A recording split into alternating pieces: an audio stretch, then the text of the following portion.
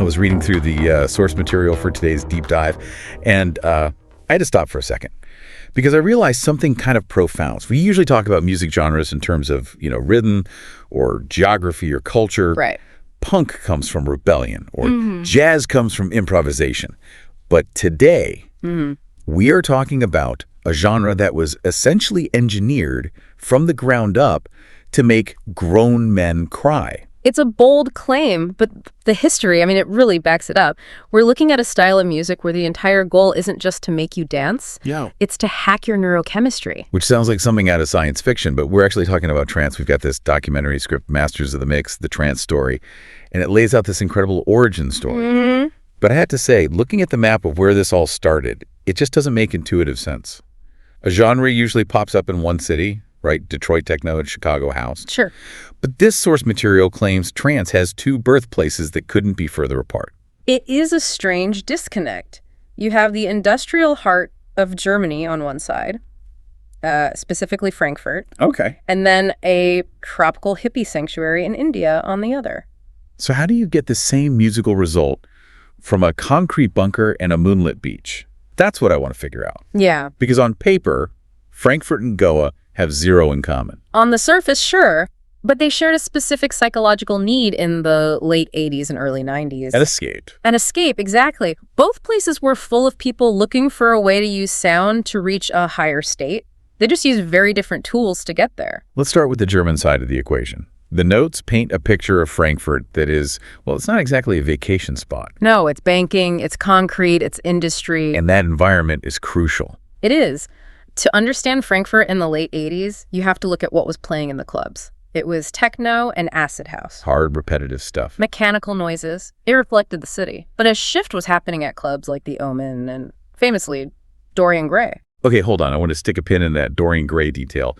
The notes emphasize the location, but I want to make sure I'm picturing this right. This wasn't just near the airport. No. It was inside the airport. It was literally in Terminal 1 of Frankfurt Airport. So you have business travelers rolling suitcases, checking flight boards, maybe grabbing a coffee, and 50 feet away, underground, you have people who've been dancing for 12 hours straight. That contrast defined the whole era. You're in this transient, sterile space, an airport, but inside the club, DJs like Sven Väth, DJ Dag, and Torsten Fenslau were trying to create something deeply emotional. Right. They were taking that cold Berlin-style techno, which was very minimal hypnosis, and just injecting it with feeling. The text mentions they were making techno musical. What does that actually mean in practice? Because to my ears, techno is music. It is, of course. But techno is often about rhythm and texture. Right. They're percussive. The Frankfurt DJs started introducing melody and harmony in a way that techno usually avoided. They kept the speed really fast, like 130 to 140 beats per minute, but they layered in these long atmospheric synthesizer washes. So it's like they took the skeleton of techno, did a driving, relentless beat, and put a heart inside it. That's a great way to visualize it. They stopped focusing just on the groove and started focusing on the crescendo. Tension and release. Exactly. They wanted tension. They wanted release. You can hear it in tracks like The Age of Love from 1990. It still hits hard, but there's this sweeping, epic soundscape behind it. The notes also mention We Came in Peace by Dance to Trance. Even the name of the group, Dance to Trance. It kind of gives away the game, doesn't it? Oh, not at all. They weren't hiding what they were trying to do. They were explicitly trying to transition the crowd from a physical state of dancing to a mental state of trance. Euphoria. It was about euphoria. But here's the thing. While the Germans were trying to find spirituality inside a machine in a concrete airport, there was a group of people in India who were already deeply spiritual. Right. But they were looking for a new soundtrack. Which brings us to the other side of the coin, the Goa connection. And this feels like a total 180 in terms of vibe. We're trading concrete for sand. We are. Goa had been a haven for hippies, expatriates, and spiritual seekers since the 60s. By the late 80s, the guitars were fading out and electronic music was creeping in. But the distribution was completely different. Totally. In Frankfurt, you had record shops, you had vinyl. In Goa, it was travelers. It was a traveler scene. Yeah. People would fly in from Europe with cassette tapes or, crucially, DDAT tapes, digital audio tape. Right. They were bringing these industrial sounds from Europe, but when you play them on a beach in India, the context changes the meaning. It wasn't a club night anymore. It's a ceremony. These parties happened under the full moon or at sunrise. You aren't staring at a DJ booth, you're staring at the ocean or the jungle. And DJs like Goa Gill started taking that mechanical music and remixing it to fit the psychedelic experience. So what does Goa trance sound like compared to the Frankfurt stuff? Is it just the same music played outside? It's more aggressive and more complex. The BPM pushed even higher up to 150. Faster. But the signature was the melody. While Frankfurt went for big, sweeping, emotional chords, Goa went for psychedelic sounds. Lots of intricate, spiraling melodies using Middle Eastern or Indian scales. Sounds a bit more alien. It was designed to disorient you in a good way. Frankfurt aimed for euphoria, happiness, connection. Goa aimed for transcendence, leaving your body exploring the cosmos. Okay, I want to get under the hood here. We've got these two parents, the emotional German and the psychedelic monk. But if I'm listening to a track today, how do I know it's trance? The notes have this section called Deconstructing the Sonic DNA, and I want to really break this down. Let's pull the engine apart. We know about the kick drum, the 4 on the floor, boom, boom, boom, boom. That's standard dance music. Standard for house, techno, and trance. But in trance, the tempo is the first clue. It sits in that 130-140 range. Faster than a heartbeat. Right, but not chaotic like drum and bass. But the notes say the heart of the genre is the pad DS. Now, I know what a drum pad is, but this refers to something else, right? Totally different. In synthesis, a pad is a sustained sound. Think of a movie soundtrack. You know when the hero is looking out over a landscape and there's this low humming string section that tells you something emotional is happening? That warm background wash.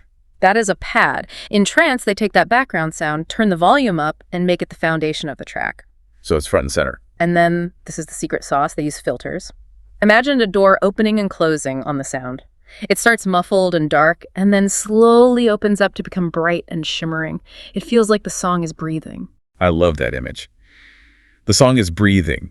So you have the kick drum driving your feet and this breathing synthesizer pad grabbing your chest. And on top of that, you layer the arpeggio. Another fancy music term. Break that one down for me. Arpeggio is just a chord broken into pieces. Instead of playing 3 notes at once clang, you play them in a rapid sequence. Like beep, beep, beep, beep, bop. Exactly. It creates a sense of movement, a rippling effect. It's hypnotic. So you've got the rhythm, the atmosphere, and the melody.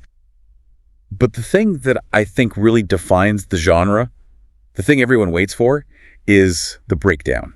The breakdown is the narrative arc of trance. In house music, the groove usually keeps going. In trance, everything stops. Everything. The drums cut out completely. You might be left with silence or just that atmospheric pad. That seems like a huge risk for a DJ. You got 1,000 people dancing, you just stop the beat. It's a massive risk. You are taking away the physical energy and replacing it with pure emotional tension. You're leaving the crowd hanging. You are. It creates a moment of suspension. Hands go up in the air, eyes close. You are waiting. And then comes the drop. The tension snaps. The kick drum comes back in, usually with the main melody at full volume. It's a release of energy that is designed to feel like a physical rush. The source material calls this the journey. It's not a loop.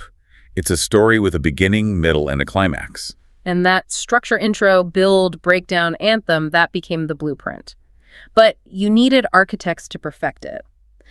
We mentioned Sven Väth, but as we move into the early 90s, the names start to get bigger. Yeah, let's look at the roster. We talked about The Age of Love, but there's a track from 1992 that the notes say is basically the stairway to heaven of early trance.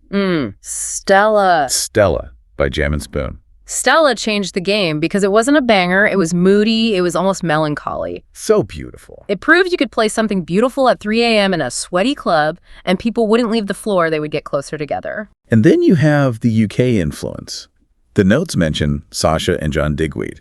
Now, I always associated them with progressive house. Are we blurring lines here? We are, but that's how music works. Sasha and Digweed took the rough edges off, they smoothed out the transitions, they made it sophisticated, and then you have someone like B.T. Brian Transeau. The American guy. The American guy who was classically trained. He brought a level of complexity to the production that was unheard of. His track, Flaming June, isn't just a dance track, it's a composition. Wow. It has counter melodies, complex harmonies. He treated the synthesizer like a violin. So the music is getting smarter, it's getting better produced. And then we hit 1995. The notes call this the era of anthem trance. This is where the genre breaks containment. Yeah. And there's one track that everyone points to. Even if you've never been to a rave, you've heard this melody. Robert Miles. Children. It's surprising, though, because looking at the chart history, this is an instrumental track. No lyrics, just a piano and a beat. How did that manage to top the pop charts across Europe? It was the perfect storm. It was simple, it was melancholic, and that piano melody was instantly memorable. Right. And the legend is that Robert Miles wrote it after seeing the carnage of car accidents caused by ravers driving home tired. He wanted a track to calm people down at the end of the night. Wait, really? It was a drive-safe anthem? That is the story. He wanted to bring the energy down, to close the night with something beautiful rather than aggressive. But instead of putting people to sleep... It united them. It went #1 in a dozen countries. And that opened the floodgates. Suddenly, trance wasn't underground anymore. No, now you had Café del Mar by Energy 52, Greece 2000. The production values skyrocketed. The producers became composers. They were writing symphonies for the club. Okay, so we have the history and we have the mechanics. But I want to circle back to the beginning. Why does this work?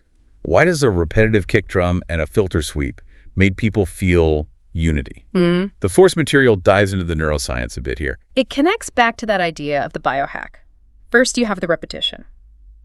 Neuroscientifically, repetitive beats encourage alpha state brainwaves. That's the flow state. It's flow state. It quiets the prefrontal cortex, the part of your brain that worries about your tax return or your awkward conversation yesterday. So the repetition literally shuts down the overthinking part of your brain. Exactly.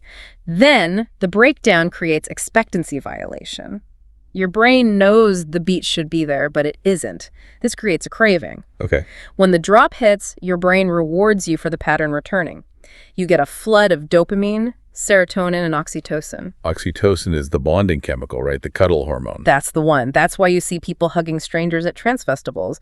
The music is chemically engineering a sense of connection. It's incredible. In the Goa scene, they viewed this as spiritual. But even in a commercial stadium, the mechanism is the same. It's a collective ritual. It's interesting you mentioned rituals. The notes say that for many people, this scene replaced traditional religion or community centers. It provides the same things: a gathering place, a shared experience, a release of emotion, and a feeling of transcending the self. It's therapy without words. Before we wrap up, I have to play the confused outsider for a second. Because to my mom, or to anyone not in the scene, this all just sounds like doof, doof, doof. Right. We hear terms like techno, house, trance, progressive. Is there really a hard line between them? Or are we just splitting hairs? It can feel like splitting hairs, but the intent matters. Think of it this way. House music is about the body.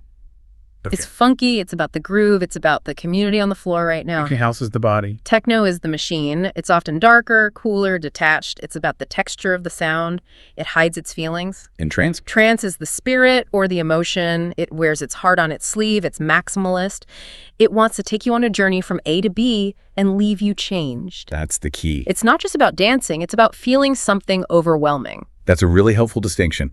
Trance wants to change you. That's the goal. So we've gone from the concrete bunkers of Frankfurt to the beaches of Goa, and finally to the top of the pop charts with a piano anthem. We've seen how a genre built on cold, hard machines learned to speak the language of human vulnerability. And this is really just chapter 1. The source material hints that the next part of the story is the golden age. That's where we get the superstars like Tiesto and the stadium shows. Right. But you can't understand that massive global phenomenon without understanding these roots. It's pretty wild to think that something so massive started with a few DJs in an airport and some travelers with dat tapes on a beach. It speaks to a universal human need. We have always sought ways to alter our consciousness, to feel connected to something bigger. Yeah. Whether it's drumming around a fire 10,000 years ago or standing in a field with 50,000 people waiting for the bass to drop, the drive is exactly the same. That leads us to the final thought for today, which I think is a bit of a curveball. It's a question for you, for the listener. We live in a world that is increasingly fragmented, digital, and often isolating. We are more connected than ever, but we feel lonelier.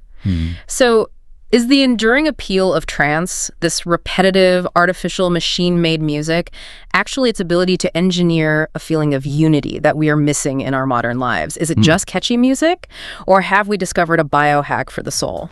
A biohack for the soul. I'm going to be thinking about that one. Thanks for taking this deep dive with us. Always a pleasure. See you on the next one.